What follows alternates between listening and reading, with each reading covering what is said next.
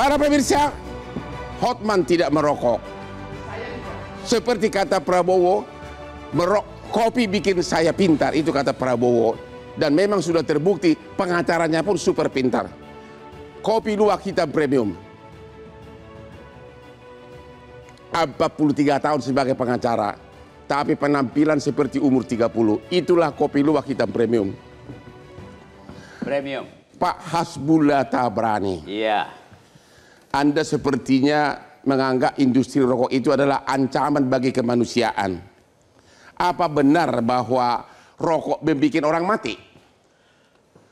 Literatur lebih dari 1 juta literatur, baca laporan Amerika, baca laporan di Inggris, di Jerman, dimanapun, begitu banyak literatur sudah membuktikan lebih dari 120 penyakit akibat merokok yang di Indonesia menimbulkan kematian 200.000 data WHO, lebih dari 200.000 per tahun.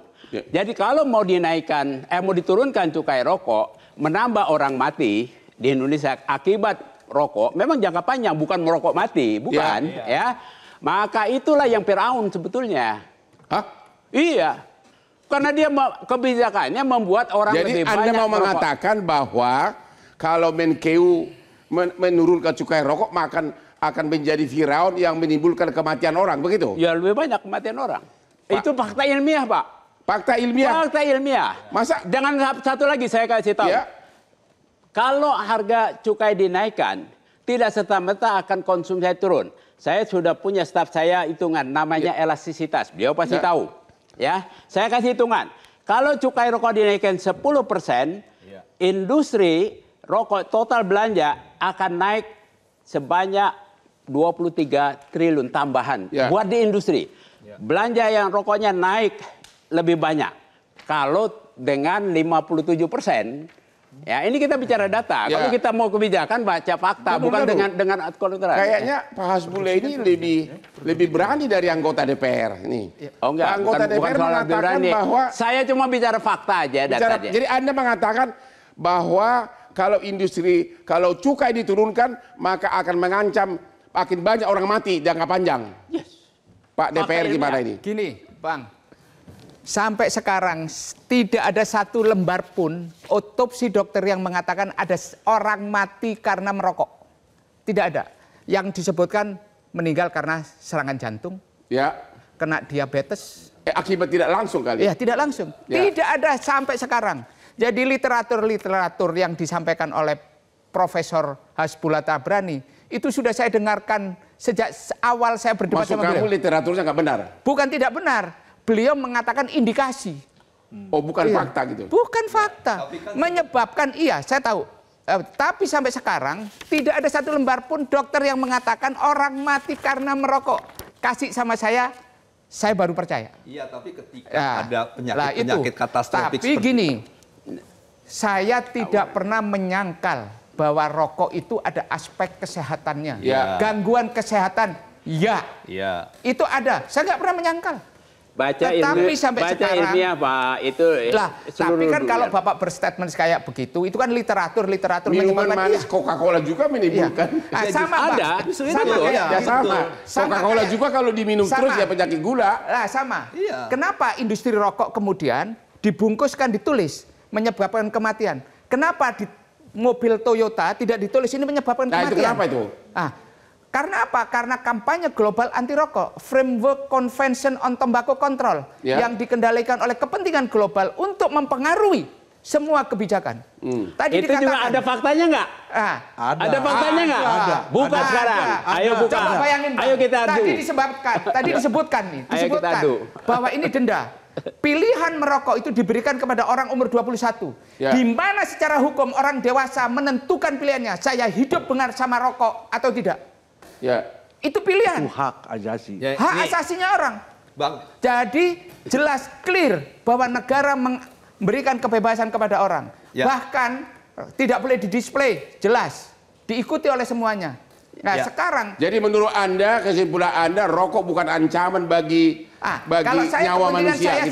Kepentingan saya satu. Bahwa negara ini salah satu penerimaan yang terbesar itu adalah dari cukai tembakau. Dan ini membuat negara ini bisa membayar gaji guru ngaji, gaji dosen, gaji tentara, gaji dokter, bahkan gajinya Profesor Hasbullah Tabrani sebagai seorang profesor. Gimana Pak Prof? Itu. Gaji Bapak dari mana? Bukan dari yang cukai, yang terima saya bayar pajak 30%. Oh, begitu. Dari pendapatan saya bayar pajak. Itu. Nah itu yang balik ke saya. Belum pajaknya Pak Ihsan Nursid. Jangan dia 35% nih, di atas 5 miliar setahun nih. Pak Nur, kalau Pak Benny nggak tahu. Kan bekas merokok kan? Oh iya. Oh, kenapa berhenti merokok? Saya berhenti merokok karena buat saya dia mengganggu asam lambung. Oh, bukan karena mau terancam kematian, bukan? Saya dulu penikmat rokok kering dan basah. Oh, Tidak perlu saya sebut mereknya. Tapi Ya. saya berhenti merokok karena saya menganggap rokok mengganggu asam lambung, memantik asam lambung sehingga nafsu makan berkurang. Nah itu yang tadi disebut dengan gangguan kesehatan. Ya. Sampai di Dan situ. saya nggak menyangkal itu. Dia sebentar. Nggak menyangkal. Sebentar. Pak, tenang dulu. Artinya ketika kita sampai pada posisi rokok mengganggu kesehatan, maka pandai-pandailah merokok agar tidak mengganggu Oke, kesehatan. gini aja deh. Itu kata kuncinya. sekarang kan kita bahas masalah ekonomi. Ya. Apakah tepat faktor kesehatan dipakai sebagai ukuran menaikkan atau menurunkan cukai rokok? Pak. Bapak menurut gimana? Kalau di ukuran kesehatan dianggap sebagai masalah pada cukai, maka harus dilihat sekarang. Terlalu jauh atau masih belum bisa dibuktikan? Begini, sampai seberapa jauh sebenarnya kajian. Menurut Bapak gimana? Nah, menurut saya sesungguhnya dia dibutuhkan lebih dalam lagi kebijakan-kebijakan yang berbasis akademik secara konkret, secara kuat. Sebentar. Kajian itu saya terima dua-duanya. Yang Hasbullah Tabrani punya, saya punya. Tapi pihak lain juga yang menyatakan bahwa rokok tidak memberi dampak kesehatan sampai begitu membahayakan, juga saya punya. Dua-duanya saya punya. Jadi yang prioritas yang mana? Gue pusing. Bapak gimana? Yang mana prioritas nih? Jadi, Apakah memang gara-gara kesehatan cukai rokok itu harus dinaikkan agar jangan ada yang beli? Jadi ada beberapa faktor, Pak. Ya. Pertama faktor kesehatan. Kita Ya. dari opening statement saya juga menyampaikan bahwa rokok ini ada negatif externalities-nya. Benar. Kemudian ada aspek industri. Ya. Di situ ada tenaga kerja, petani, ya kan, buruh Jadi dan sebagainya. pilihannya apa yang tepat sekarang ini? Kita dulu, Pak. Kemudian ada juga aspek penerimaan negara. Ya, Nah, salah bikin aspek ini, keseimbangan ini, muncullah rokok ilegal, Pak. Nah, kalau terlalu tinggi juga rokok ilegal. kalau yang muncul. terlalu tinggi rokok ilegal. Rokok ilegal. Kalau diturunkan? Kalau rokok ilegal sudah muncul, maka kesehatan juga terganggu. Oke. Penerimaan negara terganggu. Jadi menurut Bapak yang mana? Turunkan atau tetap? Kalau secara egois sektoral, kami pilih turunkan. Oke. Yang sekarang ini udah normal 57%. 57 ya memang tinggi, ya. Kemudian juga ada pajak-pajak lain. Artinya dari pengusaha tidak terlalu mempersoalkan sekarang ini 57. Ya kalau boleh mempersoalkan ya kita Ya, persoalkan. sekarang ini masih oke-oke aja. Kalau naik terus-terus ya nggak oke, Pak.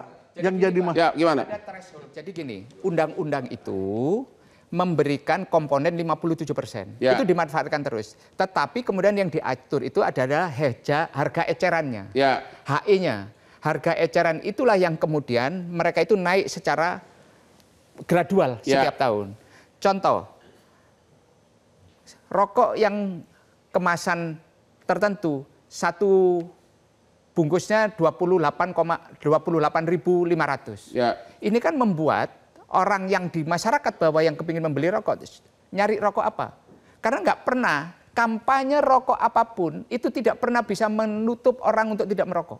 Ya. Bagi penggemarnya. Akhirnya larinya adalah ke rokok ilegal. Rokok ilegal itu dua. Dia memanfaatkan cukai palsu Ya. atau sekalian tidak ada cukai sama sekali.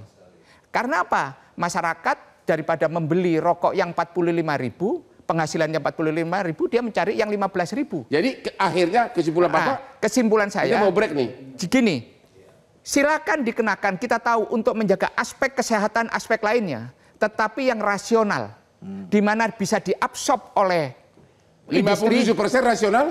Kalau menurut saya, aturan itu harus kita rubah. Turun? Turun sedikit, tapi tetap memperhatikan aspek kesehatan. Oke, Pak Menkeu katanya turun sedikit. Ketemu lagi di Hot Room. Download Metro TV Extend sekarang.